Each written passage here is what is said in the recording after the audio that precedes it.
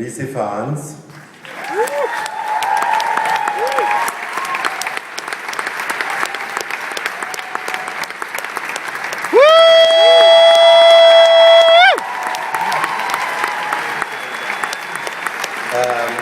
Rhys on.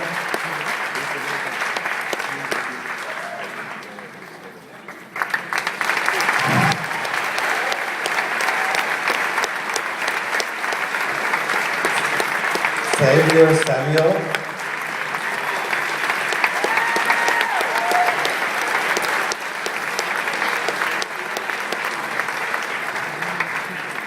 Jamie Campbell-Bauer.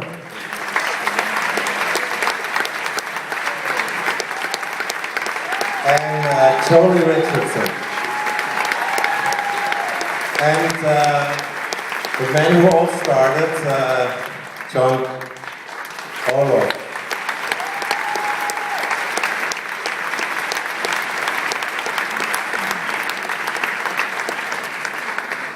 So we have a little bit of time, only a few minutes actually for some questions, but I'll start maybe with a question about the angle of political intrigue with this film and why you chose to go that direction to tell a story.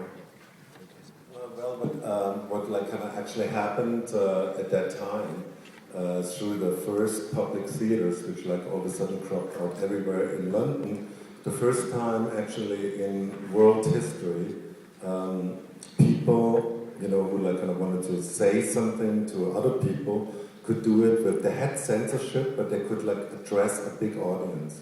It was actually the first time, in a way, that besides in the Greek times, in Roman times, where people actually spoke directly to other people, and that was naturally in itself political. And these writers did an amazing job in circumventing the censorship. And bringing to the people what they thought, and that was the birth of what this all is here. Excellent. Do you have any questions in the audience? The lady over here.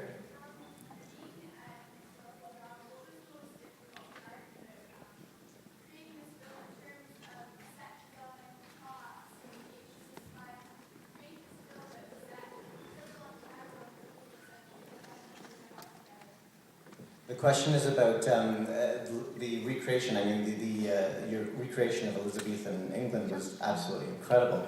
And I think the question is what was the most challenging part of that, and the set design and everything else?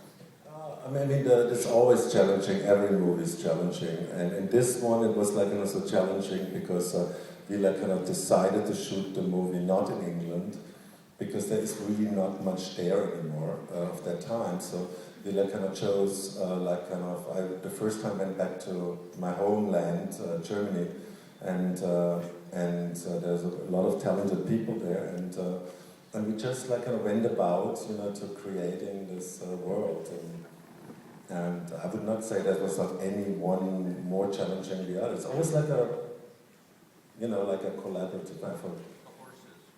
The horses. We had some problems with horses. But I always have them in all my movies. So, Thank you. Any other questions out there? I will tell them. Gentleman over here.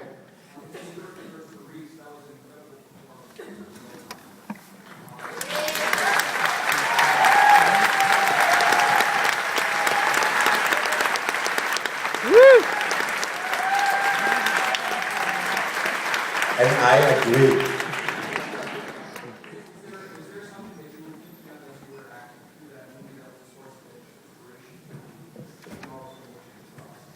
The question is, what was the inspiration for Rhys in his performance? Can I just apologise in advance, because I saw this film several months ago, and I've just sat here and watched it tonight, and I've been vainly moved.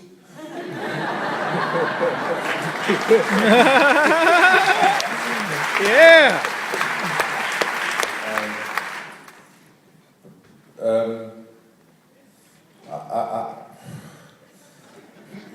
For a man who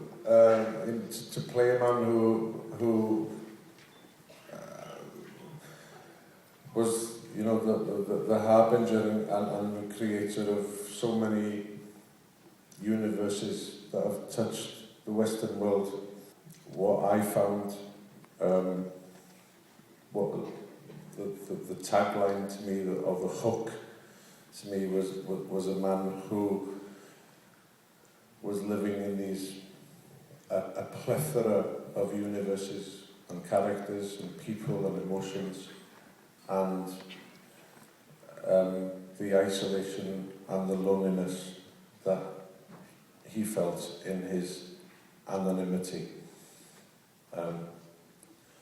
So I'm glad you all look at me and recognise that I played that tonight. Yeah! I have time for one more question. I'll go over here to the gentleman. A question for Ms. Richardson. What was it like acting with your mother in the same movie? Well, first of all, can I say that my mother's in England and she would love to be here, but she's really very poorly flu-ridden and she's starting a play tomorrow. So if she could have been here, she would have been, because she loves this film. She absolutely loves it. She loved working with Roland. And she'd have loved all of this. I'm going to echo what Rhys said. I've seen the film a couple of times. I'm sorry, I will answer your question in a minute. But you know, I was just sitting over there watching it, and then I'd forgotten the way that the beginning of the film mirrors the audience watching the film, and then at the end, again, you know, as everyone else is getting up, the audience is getting up. And actually, me and my manager, we were at the Globe in England a couple of nights ago, and there was just something extraordinary seeing the play Much Ado About Nothing in the Globe and then coming to Toronto and then seeing the Globe up there, and gosh, how one keeps one's sanity, I don't know. But in answer to your question, you know, I didn't really get to work with my mother, but we got to have some, and actually answering a little bit of the question over here, this fabulous costume house, Sands, and a brilliant designer, they created a lot of the looks. And we were in on our costume fittings and our makeup fittings and a lot of the wig fittings. And I've got to say, it was really lovely to do it together and be, oh, look at my wig, oh, look at yours. And mums were like, oh, my makeup's much whiter than yours. And just to, you know, occasionally, although we weren't in the same scenes, we'd be working the same day, and maybe she'd, you know, come into my trailer, I'd go into hers, and we'd have a cup of tea, and we both just felt completely honoured to be playing Elizabeth. And I really am blown away by your film, Roland, by everyone's performances. And it's an incredible piece of work, right?